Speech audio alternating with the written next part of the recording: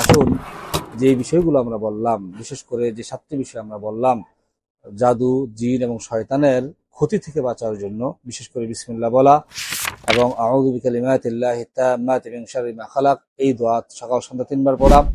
পাশাপাশি বিসমিল্লাহিল্লাযী লা ইয়াদুররু মা ইসমিহি শাইউন ফিল আরদি ওয়ালা ফিস সামা ওয়া হুয়াস সামিউল আলীম, এই দোয়া পড়া। পাশাপাশি প্রতিদিন সূরা নাস, ফালাক, ইখলাস পড়া।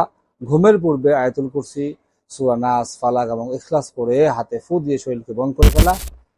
টয়লেটে ঢোকার পূর্বে কি করা, টয়লেটে ঢোকার যে দোয়া রয়েছে, প্রবেশের যে দোয়া রয়েছে, আল্লাহুম্মা ইন্নী আউযু বিকা মিনাল খুবসি ওয়াল খাবাইস, এই দোয়াটা পড়া। এবং সর্বশেষ তাহাজ্জুদ সালাতের মাধ্যমে আল্লাহ রাব্বুল আলামিনের কাছে পানা চাওয়া, এই ধরনের অনিষ্ট থেকে যেন মুক্ত থাকেন সে ব্যাপারে আল্লাহ রাব্বুল আলামিনকে বলা বা সাহায্য চাওয়া।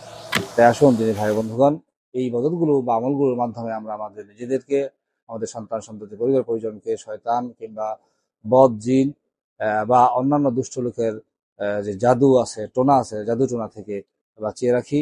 আল্লাহ রাব্বুল আলামিন আমাদের তৌফিক দান করুন, আমিন। هذا ما عندي والعلم عند الله والله تعالى أعلم بالصواب وصلى الله على نبينا